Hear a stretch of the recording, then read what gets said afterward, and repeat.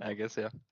And I mean, I think this time was pretty interesting because for most of your career, you have been somebody who like the community is respected. It feels like people have been on your side, even when you have like in games. People are like, "Yeah, it's fucking Mickey Hean sometimes," but you know, like he's the goat. You know, people give you the pass, you know, because you've played at such a high level.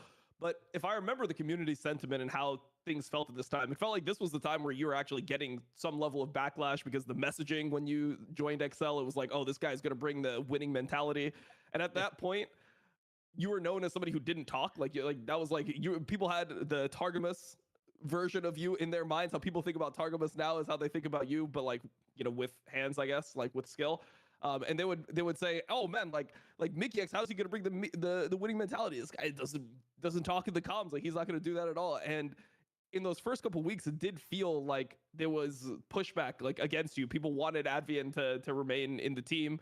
And it did just seem like an awkward situation. So did you feel secure when you joined the team? Like, were you like, oh, I'm going to play with this team for the year? Or did you think like, oh shit, if I play bad, we might go back to Advian. Maybe I'm going to be fighting for my job. Like, how did you actually feel at this point?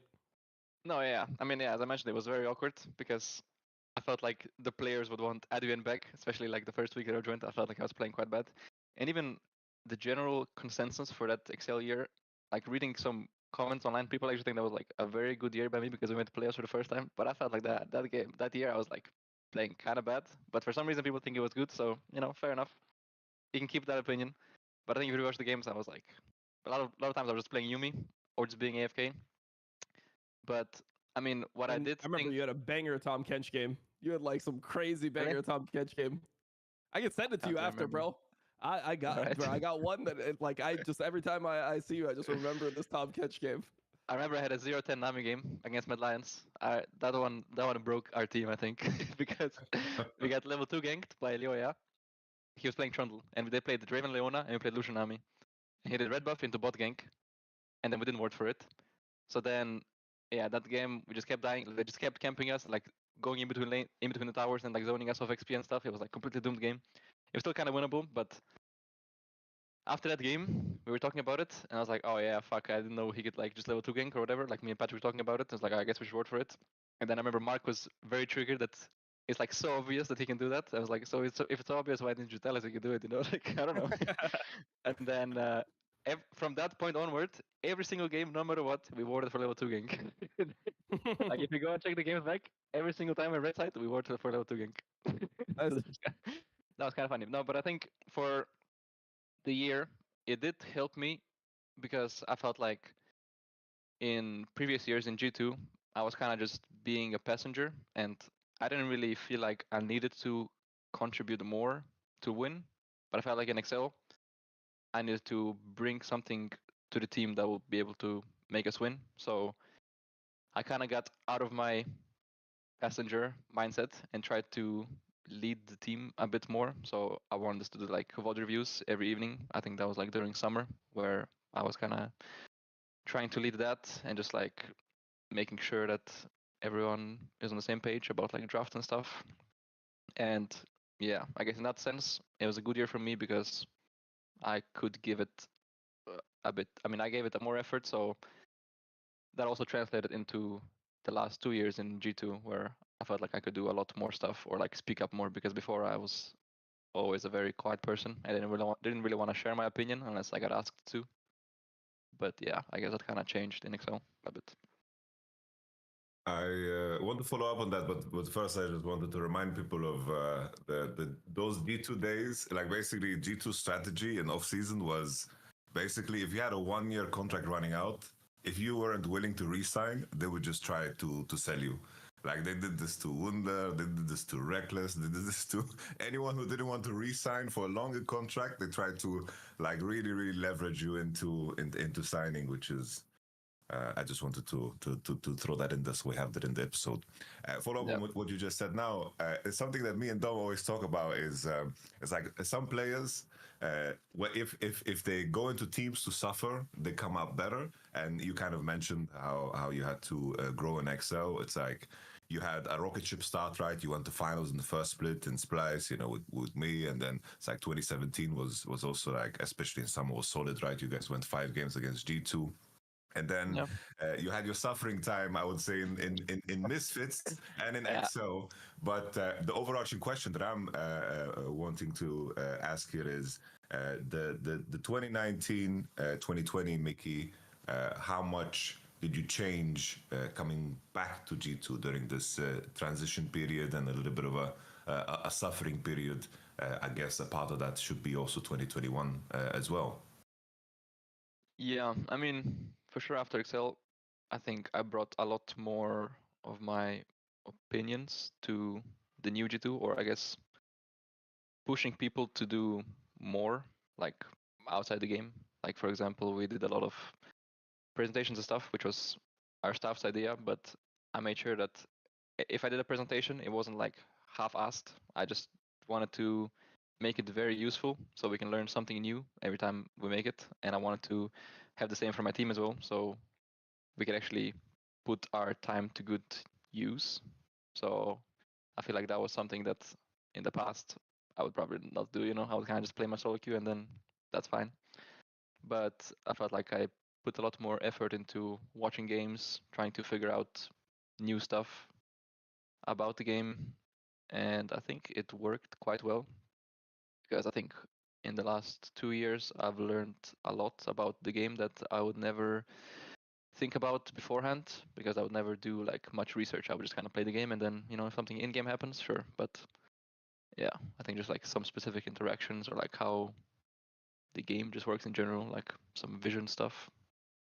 Yeah, I think that How was. about your in-game role? Considering you played with Hans, it's like Hans is like the rumored to be very, very vocal in game. Was that like Yeah. intentional, or did your in-game role also develop? Because when I played with you back in 2016, you were very, very quiet, right? Yeah. You're very, I very mean, quiet. I think usually I kind of adapt to what my team wants or what the team is currently doing. So if Hans talks a lot, I don't really have to do much or like talk much. But for Gito at least or for Hans, I was kind of just the translator for Yike. So if he says Okay. go bot right now or like we need to bot right now, I would say like okay we need to like on this wave or like you can do this camp still and then you can come like we have time or whatever. I would be a bit more detail focused where Hans would just be like very adamant or like demanding about who he wants or like when he wants it. I would just be like, oh yeah, you can still do like this camp or whatever, and then you can come. Or like in pre-game planning, I had a bit more of a idea. I feel like I could imagine how the lane would play out a bit better, so I could voice that. And then for like mid-game stuff, I would just give more suggestions. Where in the past, everyone else would just kind of talk instead. Like for example, in Splice, we had everyone that was talking besides me and Kobe, I think. So everyone would give a lot of plans or ideas, so I was just following. Misfits was similar. I think Max was talking a lot, so I didn't really have to contribute much there. 2019, we also had like everyone talking basically. And in Excel, I guess Markoon was talking a lot, and then Nuke. I would, yeah, I guess that's kind of the time where I started giving a bit more suggestions for myself. So I guess my problem is that I'm not very confident, or like I don't want to like say, oh yeah, we should do this, or like let's do this right now. I mean, some games I can do it if I'm like very confident in it, but usually I'm just like suggesting, and then we make a decision as a team, which sometimes can take too long. But yeah, that is something that I'm focusing on, I guess. So yeah, for now, for this year's with the roster, the G2 roster, I guess in mid game it was a lot of times either Hans talking. If he was ahead, then he could lead the game, and then Caps if he was feeling it, depending on the day. And then if Caps was not feeling it, then I would be the one to try to pick him up or like get him back to the game to try to ask him questions so he can contribute a bit. Like, what do you need? Like, how do you want to lane assign? How do you want to do whatever? So I guess that would be kind of my role in teams compared to before where I was kind of just like playing my game, yeah. Okay. So hypothetically, if you joined a team that is like really doing well in early game, but in mid to Yeah. late game, it's like throwing games in the big matches. How would you feel? How would you approach a team that would suffer from those issues, and how would you see yourself as a solution? Very elegant. I mean, still I would just give my suggestions in the game, but I think I would focus a lot more on discussing out of the game, like how we should approach situations, because I think that's how it should be. Because everyone, at the end of the day, everyone should be on the same page, and everyone should be knowledgeable enough to know what should happen on like outside the game. And in the game, someone needs to say like a short sentence or like a plan. Like you don't have to describe the whole thing. You just have to say, "Oh yeah, let's play for Drake," and then everyone should kind of be aware of what they need to do for that. So I think that's the main topic that we should discuss, like outside the games, which I think I can provide that knowledge. But yeah, for me, it's more difficult to do it in the game currently because I don't like micromanaging people or like telling them, oh yeah, you should like even if I tell them, oh, what about this wave? I already feel bad because I'm like implying that they don't know they should get this wave, for example. So I'm Yeah, like, yeah. you know, maybe they're doing something with that in mind. But that's why I wanna usually address it after the game because I think Oh, that's it's way very easier. innocent of you. Nice. I respect that. Yeah, That damn, yeah, makes that's. sense. I would just assume the worst. Just I mean, yeah, for obviously it depends on majority who of you my play career, with. I just assumed that everyone around me is like way smarter. But then in 2018, I got benched. So then I was like, wow, maybe people are not actually very smart. Yeah. Oh, I mean, you Maybe got not benched everyone is so for. smart. You got benched. You got benched for one of the goats. Yamato That likes is true. likes bringing up the story being benched for the coach. That's a special.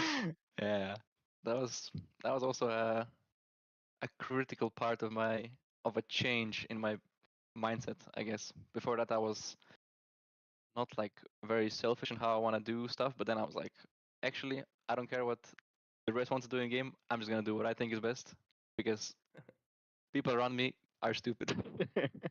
Perfect. Because Nice. back in the day when I joined Splice, for example, I was like, wow, everyone is actually so smart. I should just like listen to them. Like everything they say makes sense because everyone was actually very smart. I felt like, so I just listen. I don't have to do anything to win or like by myself. I don't need anything extra or do it my way. I'll just follow what they're saying and then we win because it kind of worked. I So feel like that's a lot of that comes down to the type of team you join because if I remember correctly, you joined Splice in the second split, right? So you Yeah, didn't yeah. play with them in the first split. So you're like the new guy coming in, and you probably felt like, oh, I'm the new guy. They're already like a pro team. I just want to like yeah, do my things, play my thresh, like hit some hooks, play mechanically well, and Bard, yeah.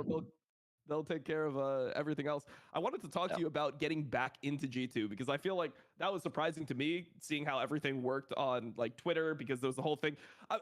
If I remember correctly, you were like, "Oh, the buyout's like 500K," and then Carlos was like, "Actually, the buyout was 250K or like 200K or something like that," and that's what became the back and forth on Twitter. And obviously, there was the drama with Carlos. He was no longer a core part of G2 going Yeah. into the next year. But I kind of viewed that as like the bridge being burned. Like you would never go back to a team like G2 after that. How was it joining back to G2? Was it hard to like make that decision to sign this contract? Because I would feel like after they kind of burned you once, you'd be scared to go back there. Like you'd be cautious at least, I would say.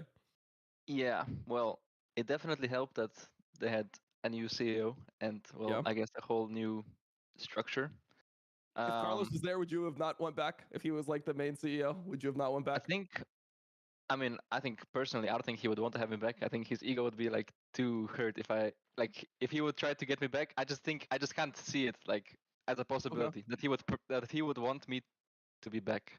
If he Actually, was because down, would you be down? yeah, sure, I don't mind. Like as long Okay. as it's my Respect. highest chance of winning, I don't care. It's the Caps magic. That's the Caps magic Damn. right there. He builds bridges. Because I just have to make sure that the same situation that happened can't happen again, and that's it. Mhm. So I just make sure that can't happen again, and then bam, then it was like no brainer. Because I mean, my second option was also I think very exciting for me at least because it was just an Excel probably, and I had a lot of freedom to do like what I wanted to do. But on the other hand, I was like, I could just go to G2 and probably just win, like for free. So I kind of just took that. Yeah, it didn't seem like a crazy decision or anything. So I was like, yeah, makes sense. And yeah, it kind of worked at least Europe wise. Europe Definitely, wise. definitely. Um, Something that we spoke about with Yankos, and it was kind of surprising because like in the transition to 2020 to 2021, the way Jankos talked about it is that he was ready to just go back at it again. And that whole situation was kind of strange from outside too, because I was like on the Fnatic end, and Reckless was basically holding all of Europe by the balls. Basically, like the whole market was like frozen. All AD carriers were just waiting for Reckless to choose whether he goes to G2 or Fnatic at the time. Internally, from your side, especially since you mentioned like leadership in game is forged outside of game. Perk seemed to be a character that did a lot to push you guys as a group. In that off season, how did it go down from your side? Because you had to play with the pairing. Did you want to run it back? Like how was the 2020 to 2021 off season for you? Oh yeah, because you mentioned with Perks also being like a big like leader in terms of fixing shit. I took a lot of the things he did into Excel as well. So I tried to do the stuff like talking to my teammates one-on-one whenever I saw that something was wrong or something like this, which is something that he did very often, which I liked a lot. So that's another thing that I forgot to mention from Excel.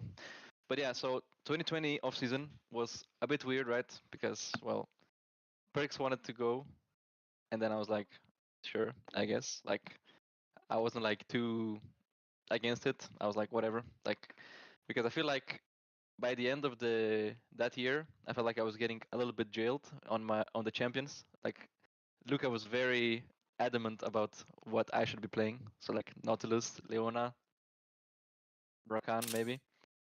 But me as a player, I like to, branch out a bit, have a bit more freedom in what I can play. So when he was like, "Yeah, I want to peace out," I was like, "Sure, I don't mind." And then, yeah, well, in hindsight, probably was not the greatest, but there was like a few different options that we wanted to explore. One of them was Hans, for example, and then one of them was also me on AD carry. But then when I said that, when we discussed it, Yanko just started like mega laughing. So I was like, well, I guess we're not doing that. Okay. Who would you want as Yeah. support? Just Mickey Hilly. bot lane? Yeah, For- Hilly. For some feel reason, like- when I think of, do you remember that? I mean, you definitely remember because you were in the game. Do you remember that Caps game where he was playing Aphelios and he like set the Yeah, yeah. record for deaths at 15 minutes? That's kind of how I envision you playing AD carry. Like if I were to sit there and be like, what would it look like? That's just, I feel like you would not, you would want to keep on fighting. That's how I feel like. I feel like at It's some possible, point yeah. you wouldn't be like, I just got to farm for my 2-3 items. That seems like a little boring for you. No, I can see that as well. But I also think I would be able to dish out a lot of damage in the fights. I would Yeah, be no, playing for on the sure. edge. And I think it would be like very fun to try a new role. Because Perks Oh, and that would Caps be both role banger swapped, to and they watch. always said like it was so fun to just like swap and play a new role and learn everything anew. It just feels very refreshing. So I wanted to kind of try it. So for 1 week of solo queue, I just played only AD carries, and I was doing kind of well. I was like, maybe I can do it. But then we told Jankos, and then was doomed. Yeah, then that dream kind of went away. Crazy. But yeah, Got a like bit. because I thought at least I already play bot lane, so it's not gonna be that difficult to transition to the other bot lane role because I know the matchups. I know like how people should play in theory. I just need to be good mechanically on the champ, and then it's all good. Yeah. How much legitimacy was there to like the claims that you and Reckless were just too incompatible in terms of personality? Because the whole idea was that he's a quiet guy, you're a quiet guy, and together, there's just not enough communication in the bot lane. Like you kind of need somebody to be leading the bot lane. That was the outside criticism. Was there truth to this? Yeah, I mean I can see that for sure. I think both me and him were very quiet people, or like basically we don't want to have resources for our lane. So like I don't want to tell my jungler to come bot right now, drop all his camps, and come fix my lane, because or like to come bot lane, because if he comes bot lane and then we waste his time, if nothing happens bot lane, we don't actually get a lead. It feels really shit for junglers. Like he can see his game is fucked as hell. So Yeah. both of us would probably just try to salvage. Then the jungler Yeah. has to say something passive aggressive back. Well, Yeah, I'm really pretty far much, behind yeah. now. Just say something like that, and then For example, yeah. And I'm like, nice. I'm for sure calling you again.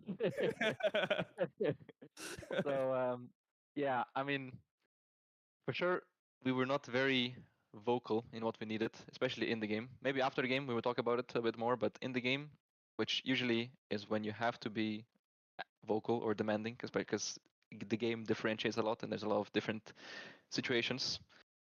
Yeah, I guess we didn't really do that. So yeah, and Reckless really wanted us to play around caps all the time. So because he was our best player. So then our strat was just to push two waves bot lane. I base, I go mid, or just like I go mid, and I'm sitting mid, and then we're just bouncing bot wave back and forth, and then he's just catching and pushing, and then I just be there on the cover or like on the bounce. And that's kind of what we did to solve that issue, I guess.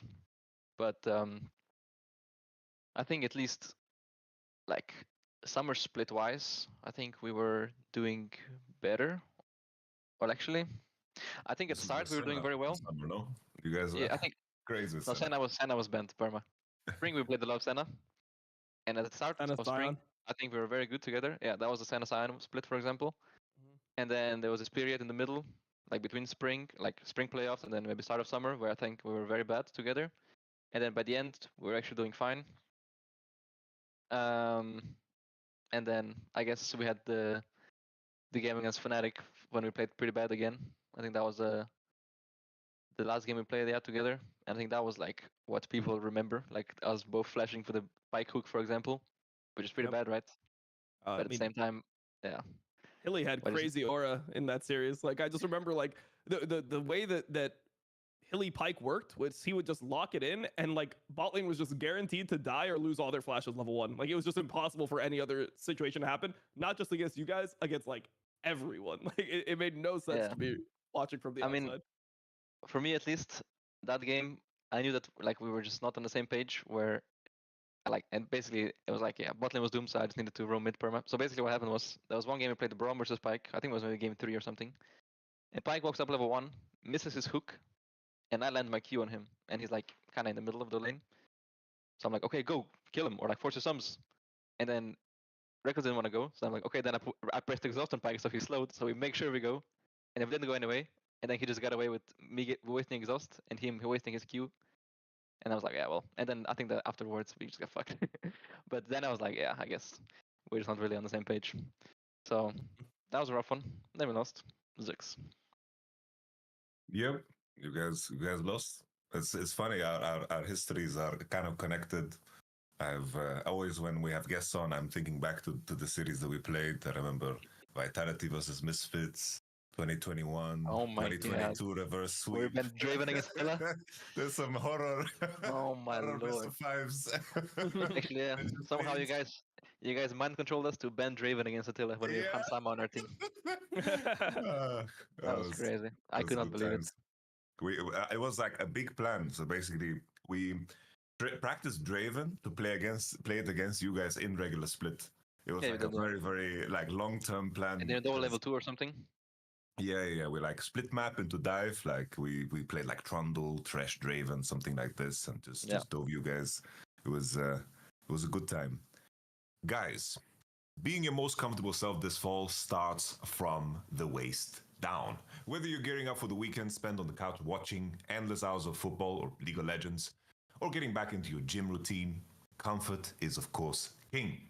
That's why this fall, I am personally upgrading my underwear drawer with Me Undies. Me Undies has something for every guy this fall. Their micro-modal fabric is breathable and comfortable, especially the damn ball caddy.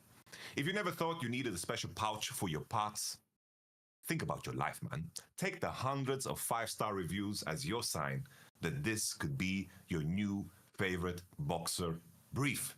Dom, tell me about your experience protecting your sack. Oh, it's super important to protect the sack. The ball caddy is actually great technology. You wouldn't think the technology would come into play when it comes to underwear, but underwear can be a very important part of your day. The material feels nice, it's breathable, and it is something that I am happy that we're sponsored by here on the Sack Down. So go get yourself a pair of Me Undies, and Yamato will tell you a little bit about the code and how you can do that. Of course, MeUndies, they have styles for everybody. They also have versatile loungewear, not just underwear. You can be comfortable with some joggers, hoodies, onesies, and of course a lot more. There's of course unmatched comfort. Something that is super, super important as well is that every material in the process is just responsibly sourced. We make sure that the impact on the environment is not a good one because you are protecting your own environment, And then, of course, the problem-free philosophy. If you don't like your first pair of, undies, no problem. The first one are on MeUndies. So be your most comfortable self this fall with MeUndies. Get 20% off your first order plus free shipping at meundies.com/sackdown. That is meundies.com/sackdown for 20% off plus free shipping. MeUndies, comfort from the outside in. Something I wanted to ask you, Mickey. Often the community is very results oriented in terms of evaluating skill level, but even 2020, you guys obviously there was no MSI because of COVID, but you guys lost against Damwon in the end, and Damwon was really fucking insane at this tournament. How would you compare the 2 years in terms of the level? Because 2019, of course, you won MSI, you beat T1 in a beautiful fashion, but then somehow you played against Team Liquid in the finals. How do you feel about the comparison in terms of level? Because NA beat world champion IG. That's right. Yes, They did. Yep. I did that. I mean, from my perspective, I think we were better. Okay, so I think 2019 we were better because we had a lot more options in draft. I felt like we just kind of played everything, and we were just flexing stuff and just doing some crazy shit. Where in 2020, I think we played a lot more standard, but I think we also started playing better as a team, especially when Caps was up to AD carry. Start was a bit of a rough, but then towards playoffs, we started making a lot of good plans for how we should play the game from start to finish, and it kind of worked very well. I feel like if there was an MSI happening in 2020, I think we would have probably won that. I think we were so good, but then summer and afterwards throughout Worlds, I felt like we were fine, but for me at least, I thought, if you ask Caps, he's gonna say that we were way better in 2020. But for me at least, I felt like we were kind of bad. And yeah, I felt a lot more confident in 2019 at least. Because 2020 was a bit of a rough year.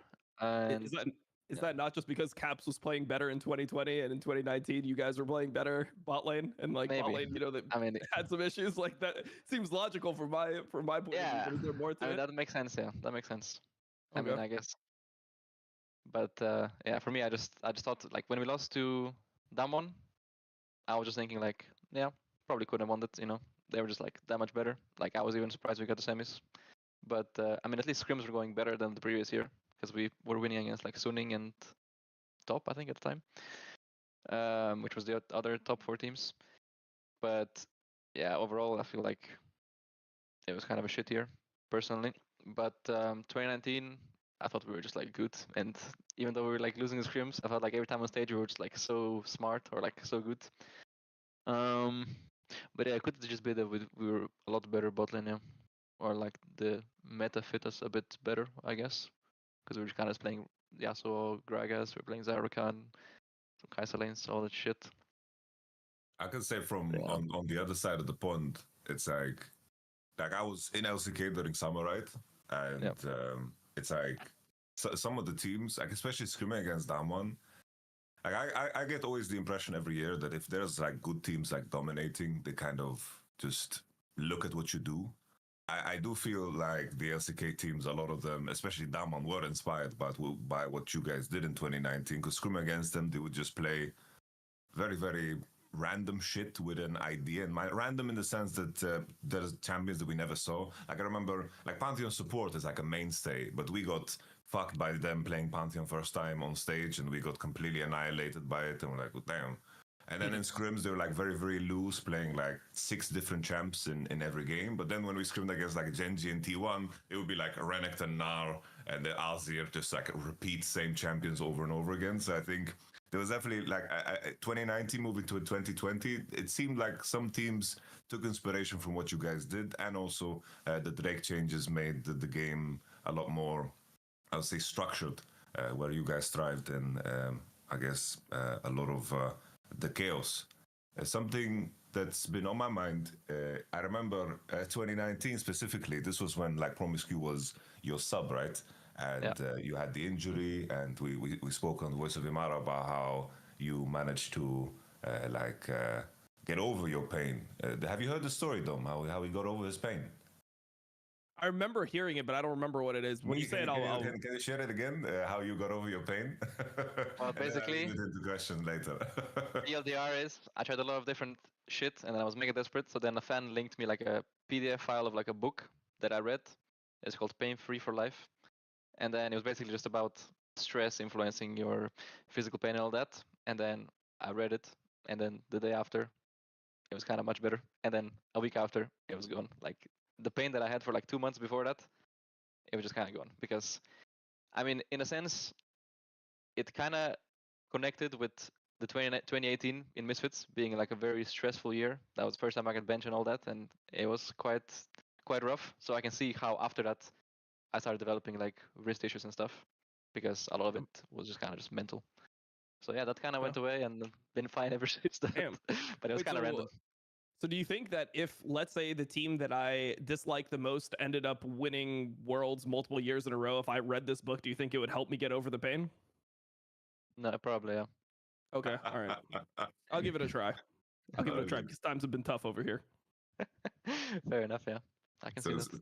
So your body just kind of manifests trauma in the shape of pain, and as long as you don't like address the underlying thing, you get used to the pain, so it's always there. Yeah.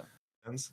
As long as you're not like scared of it, or I guess, or like, because I was very stressed about like, oh yeah, it's just like the end of my career. I guess I'll just have to retire. Like I don't know how much longer I'll be able to keep playing because well, I didn't play for like 2 months or something. That was before MSI, and then I guess after a while I started playing. Like I played for 1 week, and then we just played on stage, and then everything was fine, and then nice, we won. That's crazy. What I wanted to ask in regards to this was um, in in your case, like I knew you as someone that grinded the shit out of the game. You enjoy the game a lot. You grind the shit out of the game. Do you think there was a benefit in you playing a lot less and just getting a fresh perspective? Because in the end, I felt like 2019, especially during that period, I thought that you were playing like really, really, really insane, even though you practiced a lot less, especially in spring. Yeah, I mean that's something I was thinking about as well, where I felt like I was playing better because I didn't try to do extra stuff. Because the more I played the game, the more I felt like, oh, I can do this and that, so I can min max some random stuff. I can like limit test.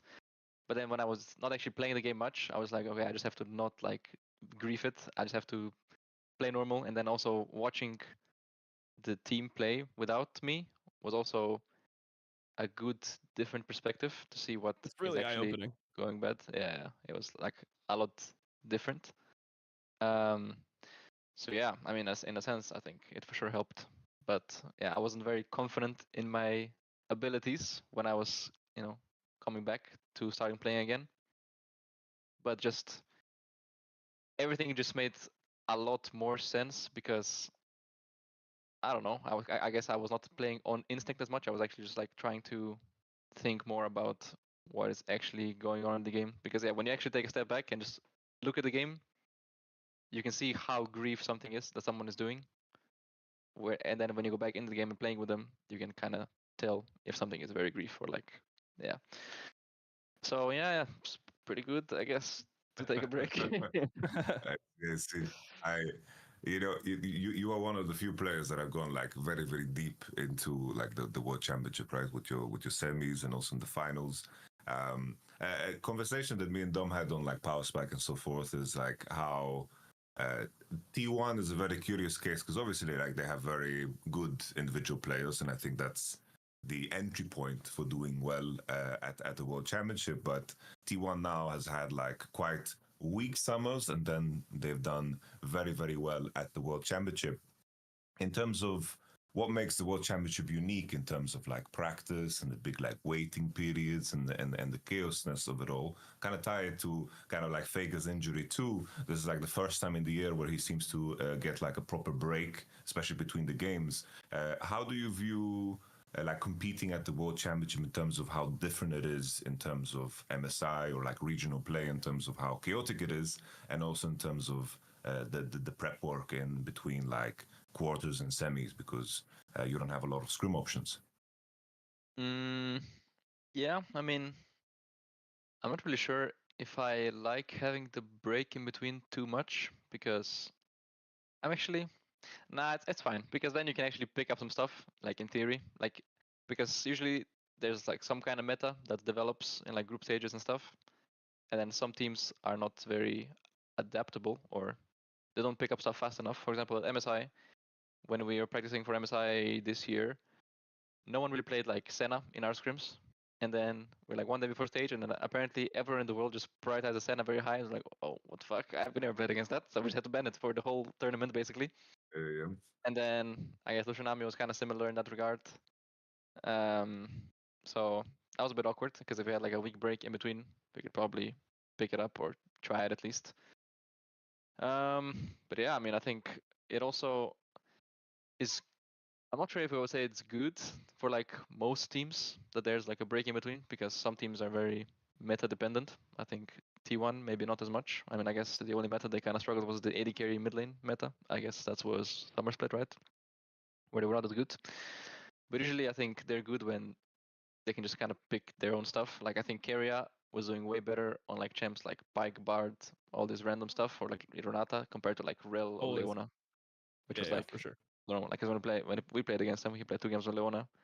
We kind of lost, but I feel like he was kind of just there. I mean, He you was not killed doing. him in lane like in pretty egregious way, Yeah. like level 3. I Yeah, mean, like I wasn't. yeah. Yeah, I didn't think he was like crazy or anything. But then I was watching him play like actual Pyke bar champs. He had like a lot of impact in those at least. Mhm.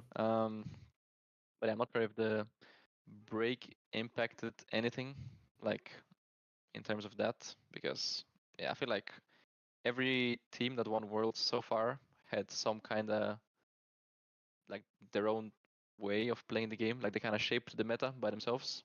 Like last year, for example, they played just like Varus, Ashe, kind of double AD carry lanes. Then the year before, they had the Heimerdinger support, like Beryl, I think was out the year before. Yeah. And then, like for example, FPX, they played like Nautilus mid and stuff. So I feel like whatever team kind of sets the tone, or like they have their own playstyle and they kind of play it well, that one usually wins. Yeah. And I feel like, I mean, I think actually the week break makes a difference in terms of that. But yeah, I'm getting a phone call. 1 second. That's Nice. Yeah, oh, he's What's answering. up, Sam Matthews? I mean, what? Hey, who? my dad. Oh, okay. Yeah, what's up? Sam Matthews Patrick? is his dad. That's crazy. hell? my man's answering the call. No problem. We allow it. This is the first ciao. time for everything, though. But this is a Mickey X special. I respect fine. that. That's, Yeah. You said it was must be offline, something. so it's whatever. Yeah, You just gotta- No, we have to leave that in number 1. We're not editing that We're out. leaving it in. Yeah. Number 2, it shows me the confidence you have now, because I feel like you wouldn't answer that call. You know, if this was 2018, would you answer that call? I mean, if it was not my dad, I would probably not answer. But like, I don't know, maybe it was something important. Usually, it doesn't call me, so I just Okay. picked it up. No, I respect. I like that. Respecting your elders is super important. I respect that. Yeah. You know, If it was like one of my friends, I would like, fuck that. Yeah, no, I agree. I think people should respect everyone who's older than them, all the time. No, I agree. Bro, I have a follow up. I have a follow up because there was a specific part of that question that I wanted to hear out. It's like quarters and semis. There was 2020 and also, of course, 2019.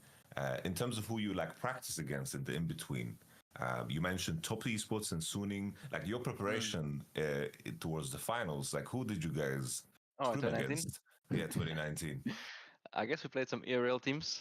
I think there was like, I don't actually remember it myself, but I heard from my other teammates that we played. I don't know which team we played, but they just played like Zed and some shit like that was like completely useless practice. And then we just said like nice. And then there was one day before we played on stage, and then we played against like Nautilus and stuff. And I think we banded even, but actually not game 1. But yeah, basically we had pretty useless practice, but there's not really anyone else to play besides ERL teams, yeah, because most Worlds teams just stopped screaming after they're eliminated. So the only ones actually practicing are ERL teams that have like their own winter cups and stuff. So yeah, I guess that's who. But I guess if we were in Korea and China, I'm not entirely sure who we would practice. Probably just some amateur teams there, or I guess people kind of prepare for the next season already before. So Yeah, maybe yeah. some of those, because I heard people played the Griffin and Damwon before, but I guess they were 2018, not. yeah. Yeah, It was I'm not sure. Korea, the finals in Korea. Because it's so weird how different like practices. It's like you have McDonald's teams or you have Griffin and Damwon. It really reshapes things. It's funny how Yeah. practice changes. Because in the end, maybe like DRX, for example, 2022, they just didn't practice at all. They just went sightseeing and played solo queue. That's what they I did guess, before the finals against T1, which is pretty I big guess. because it worked. I mean, yeah. I mean, I think usually you like the last week before the finals, you probably will not like improve or something before that final. I think it's something if you want to try some specific champions, but yeah, other than that, I think it's not as valuable, I guess, to get those games in. I think just if you want to try something, it's fair enough if you need to have something prepared for the final specifically. But other than that, yeah, I guess when we had at MSI, we didn't really have any breaks in between, so we kind of played like IG, and then they lost to Team Liquid, and then we won against T1, and then next day we just played Team Liquid, right? I think that's how it went. So Yeah. yeah, I don't know how it would be to make it to, you know, something somewhere else that is not in Europe at least, because yeah, I guess in 2019 we played in Europe, so we actually played European teams. But yeah, and then I guess in the past we also scrimmed like when EDG was one Worlds, we scrimmed them, for example, with the McDonald's team. So that was kind of fun. I'm not sure if we could get something like that if we were to play like over there in Korea or China. But yeah, maybe we would go sightseeing.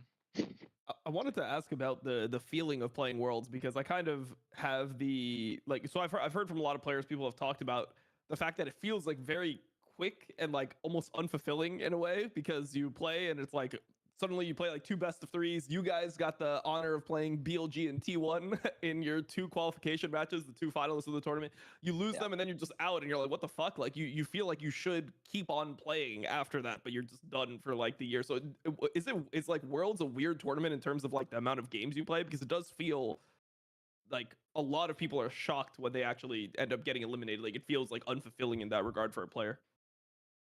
I mean, for sure, if you drop out of groups or Swiss stage, it for sure feels like, it feels unfulfilling, yeah, because you want to play more.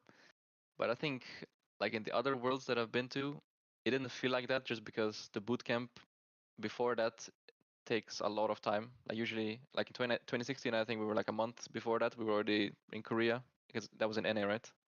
You might remember? We were a month in Korea before. Yeah. We were in So that Korea. already felt like a long time. And even though we got lost in groups, it still felt like a very long period of time where we were at Worlds. So that felt exciting anyway. And then 2019, well, I guess we went all the way to the final. So that one felt like very long as well. Like I think everyone was just like burned out by the end. I guess 2020, it did feel a bit short. Maybe, I mean, Like I'm not sure. COVID Like lockdown hotel yeah, thing. I guess that was a bit annoying. Yeah, I mean that one definitely felt very weird. And for me at least, it didn't feel that. I mean, yeah, it didn't feel too long. But for example, talking to Caps, he felt like he felt like it was way too short. I think we made semis though, right? Yeah. And then yeah, I guess the last 2 years was a bit shorter than usual. I think especially this time because it was also in Europe and we kind of just played from our office at home. There was no like change of environment or something, so it felt even less special that we were like actually practicing for Worlds. So yeah, it felt kind of we went for the hotel. We were there for a week, and then we kind of lost, and then we were out. So yeah, it felt kind of short all in all. Yeah. I guess last year was a bit more. Yeah. I want to talk a little bit about this iteration, the most recent iteration of G2 that you're on in 2023, because I think the most interesting part is when this team was formed, before you guys actually had played, there was rumors that you guys were demolishing everyone in scrims, that you guys were, just an insane team. And it felt like you guys really hit the ground running and everything seemed to lock in very quickly. You guys had an identity. You guys were playing hard through bot. You were like playing with Yike Perma. You guys were just winning every single bot lane, bringing jungler and just blowing up games and winning games super early and snowballing. How did this end up working so well? Like, because you would think that when I thought like, oh, rookie jungler and Mickey X coming back, he hasn't played with Hansama in years. It didn't seem like it seemed like everything just kind of perfectly aligned. Like, what did it feel like playing with this team? Why do you think it went so smoothly at the beginning? How did this whole situation occur? I mean, I think it kind of had to do a lot with the way we decided to play the games, which was like Ash Heimer or like Varus Heimer, and then we played like carry junglers like Graves that just want to invade perma, because I guess we wanted to capitalize on Yike being very good on carry junglers, because that's how kind of he was playing before, like Belvet, Viego, Graves, just like invades a lot and just fight. So we wanted to get bot push for that and just play together a lot and end the games.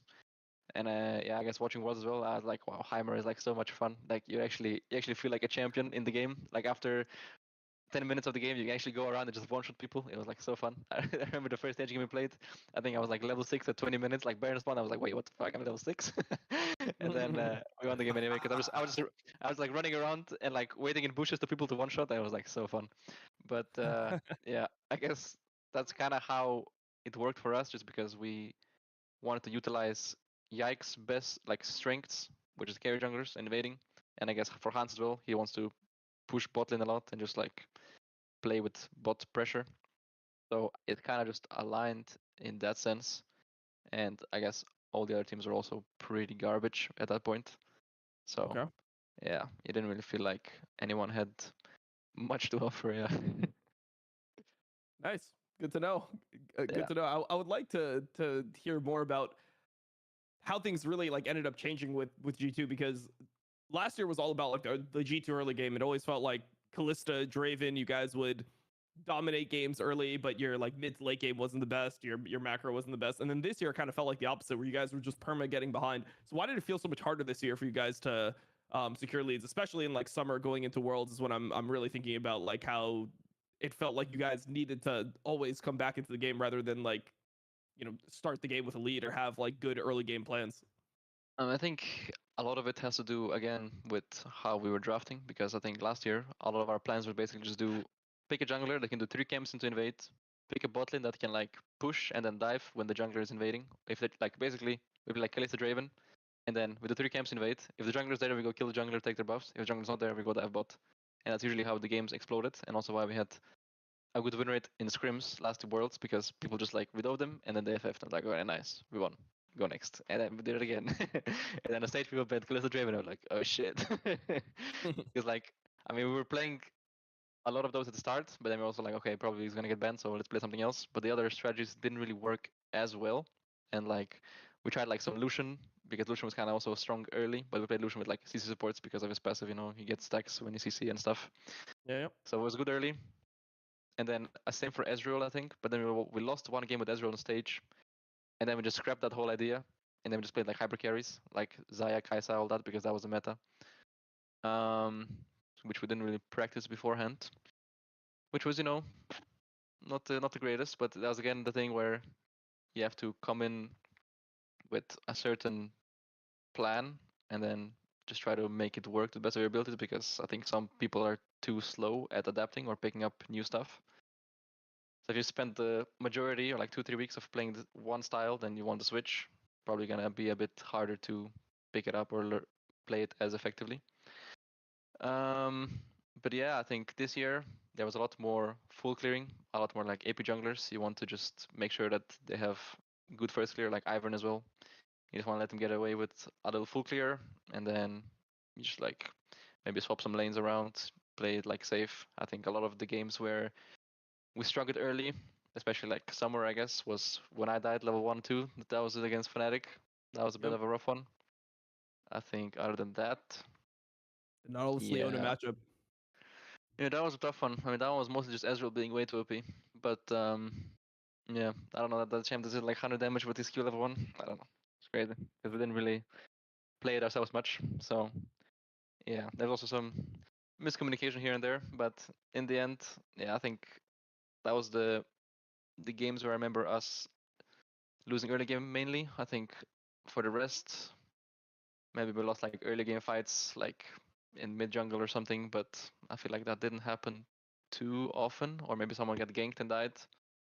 But yeah, I guess we never really did much stuff proactively ourselves to like early game. We didn't have like an early game plan compared to the year before, which kind of like full cleared and then jungle gets a lead, and then we can win off of that. Play for Drakes, all that stuff. Whereas this year we're just like, yeah, just chilling a bit more, and then if someone gets ganked, that sucks. Then we're behind. Yep. But yeah, I think with Duff coming in at least this year, I felt like we were much better at playing the game, just like how we lane assign, how well we farm on sides, like how efficiently we catch the waves, or like where we need to be on the map, how to contest stuff, or like vision. So I felt like now, this year at least, whenever we got a lead, I felt like we were better at closing it. Because even last year at Worlds, when we won 2 games against Weibo and Damwon, I think, both of these games we had early lead, and then we lost it, and then we was kind of just a flip 50-50 game, like Elder Banger, and then we like clutched some fights, and then we won the game.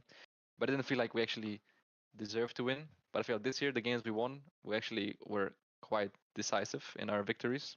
So that felt much better. And I guess that also showed a bit during MSI against top.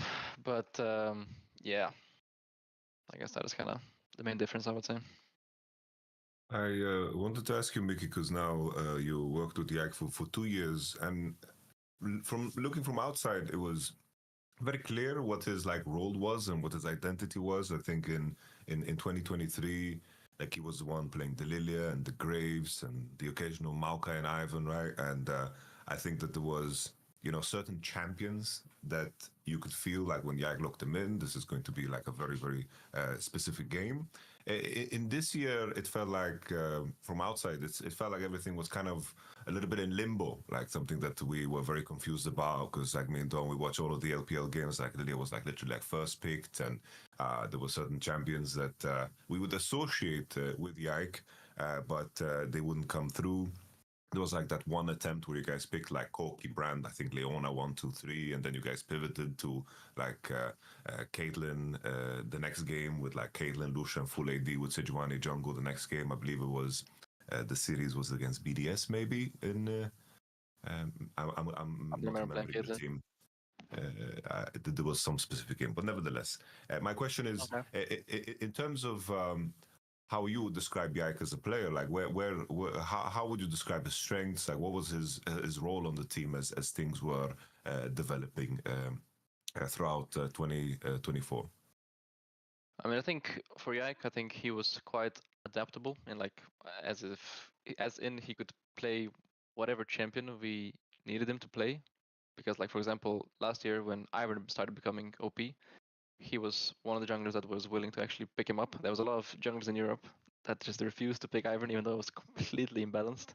He was actually very good at just picking it up fast, doing like his clear was very good compared to everyone else. Like he did a lot of research about how to actually pick it up, and then he was just good at it. Like it didn't take him long. So I think that's one of his strengths, where he can just like pick up champions very fast. Lazara was similar as well, because it was kind of a new champion. And then he can also play all these champions very well mechanically. Like in fights, usually he has good, just like understanding about how his champion works, what spells to use. I guess that's also, it has to do with him being a Viego one trick. When you play Viego, you kind of have to play every champ at least at a decent level. When you pick them up, you don't want to be first timing. So I think for sure that that was his main strength. He was just very good mechanically. Like he would usually play out situations out very well. And he was just like always like very aggressive and down to follow up, even if I would like have not the greatest engage, he was there to follow. I like that. We're in this together. He wouldn't just leave me out to try. Okay. So yeah, I guess that would be his main strengths, I would say. Yeah. How about weaknesses? Like me and Dom also always say that Yak now, he was 2 years on G2, he was winning trophies, and for him to reach the next level, he needs to suffer. He needs to go to a team to suffer.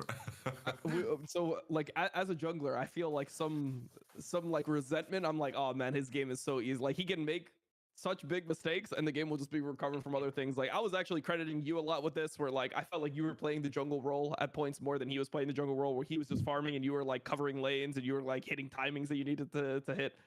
Do you think there's validity to this? Like, because my main concern with Yike, just all my cards on the table, I feel like he gets lost on the map sometimes. Like he doesn't know where to necessarily be, and he's kind of just listening to other people. It looks like he's reacting to like what he thinks other people are saying or what other people might be saying. as opposed Yeah. to like setting plans and actually like understanding what he needs to do in multiple different game states. Like when the game breaks down and it's more active and like people are when the game becomes more free flowing, when a bunch of summoners are used, when Yeah. the game just opens up like that. I mean, I can see that for sure. Yeah, I think if I would have to point out, Yike's weakness probably be that he doesn't really have his own like he doesn't want to lead the game by himself or like make his teammates play around him. He would kind of just adapt to what the team wants from him instead of just saying no, I can't do this or like I want to do this instead. I mean, at the end, like when we play like Brand Zara, we kind of were better at that, or like we kind of made sure that he says what he wants to do. A lot of times with these junglers just want to full clear. That's why I was the one actually going around the lanes and pressuring while he was just farming. So if any junglers are wasting time, then my jungler's gonna get ahead pretty good. But yeah, I think when he's playing champions like I guess the ones with more CC that don't need to farm as much, he was maybe not the greatest at finding those angles or just like yeah, I guess knowing where to be. Um, so yeah, I think that criticism would be valid. Yeah.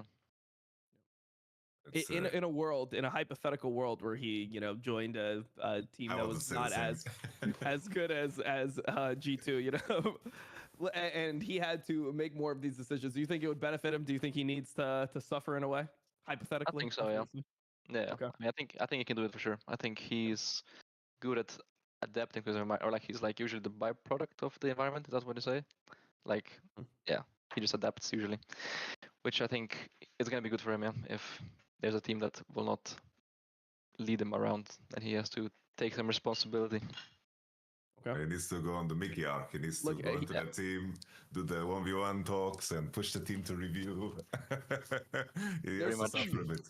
There's some like selfish jungler hate. Like I feel like junglers are kind of mentally ill like this. Like when I see misplays happen where I'm like, oh, you should lose the game there, Hunter. Like you just did this, like your game is over. Like you just lost the game, and then you get to win the game anyway. Like I get like salty. I'm like, no. He doesn't deserve to win this. He needs to lose these games because that's like how I But yeah, feel like that's you like really every role, by the internalize way. your mistakes. That's every role.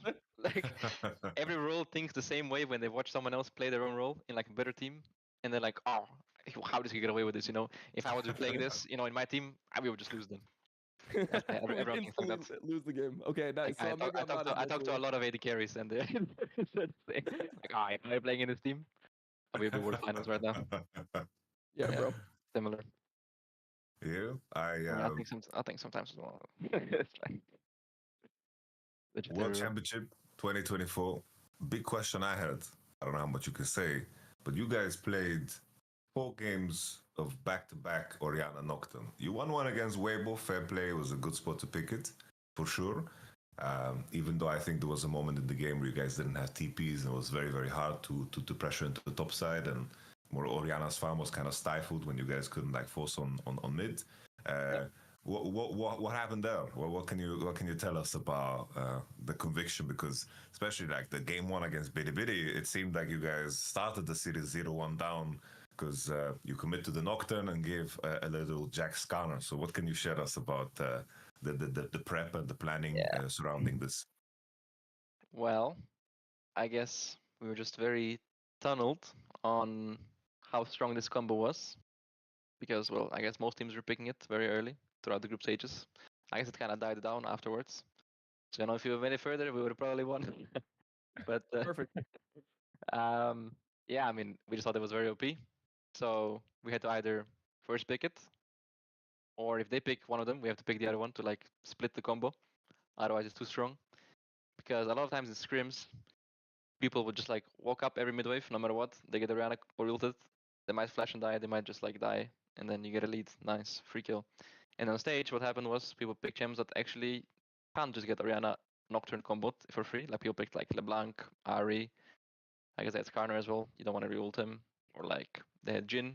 Like Jin, for example, could just like sit at this tower, press W on the wave whenever the minions were low, and doesn't have to walk up. And then there's the grouping mid waiting for him to walk up, and we're like, oh shit, it's not walking up, guys. We're losing farm in side lanes, and yeah. Like even like during the Weibo game that we won, we're still afterwards discussing like we were really just overgrouping way too much, and we just need to actually play on side lanes. And I felt like we had some good ideas about how we want to actually use the combo. We just never actually did that in the following games that we actually played it again. So yeah, that was a bit rough, but also the drafts didn't really allow us to use the combo as freely as usually in scrims. Like I think that the BLG game they also had like Kaisa and AD carry was a bit harder to go on. Like with a Kaisa, LeBlanc, Garner Jax and some Garner support Jax. Rel or some shit. Yeah. No, I was Yeah, real. that's when you gave Skarner Oh, Jax you're right. I think they had pin. Alistar. Oh. They had Alistar, yeah. So I mean that one was just like that was a rough one, yeah. That's all I can say. So in that game, I remember like so what my criticism of you guys was at this point was I felt like you guys were so addicted to the Nocturne Ori combo, like you refused to like play the champions like individually. Like I felt like there was times where it's like Ori should be playing Oriana and Nocturne should be playing Nocturne, and you don't need to like Nocturne Ori combo every single time if it's not there. Do you is this valid? What do you think about like this? Did you guys get too addicted to the combo? That is a good theory I have, yeah. I could definitely see some validity in that one. Yeah. Okay. Yeah. That's it. Oh, that's it. It felt the same, yeah. When we actually played the game, it felt like we're just grouping perma and try to do the combo, and then we don't find an opportunity, or they're not giving, they're not inting. So we're like, ah, shit, now we just drop some waves, or like, and then we get like too desperate, so then we just have to use it because we're already grouped, so might as well do something, and then we just go in. So yeah.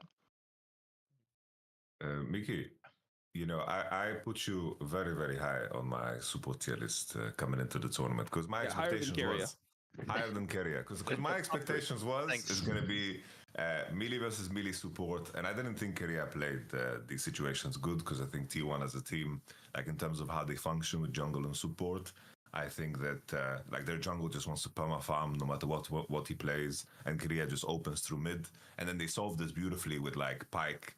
Bard and Rakan because they can just cheat the game, right? It's like you can just enter spaces alone without any help. How crazy was I to put you third coming into the tournament? Who was above me? I put On and and Delight. Delight above you. Ooh. That's fine, yeah. I mean, I think it was not that crazy at the time because, well, T1 did come in fourth and it didn't look particularly great, like none of their players. So I don't think it was a crazy thing to say at the time. And well, when we played against as well against T1, I didn't feel like he was crazy. He was kind of just there. I didn't get to experience his Spike and Bart.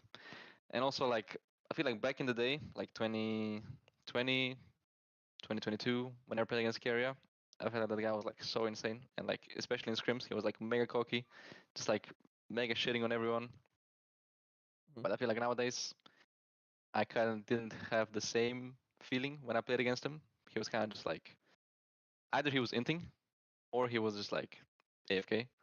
So I mean, I would for sure like to play against him again when he plays his more, his champions. Because I guess I played against his Bard during MSI. That Bard game, he was kind of 1v9. Yeah. But yeah, against. You think maybe just support role doesn't matter and you are just better than him? No. Okay.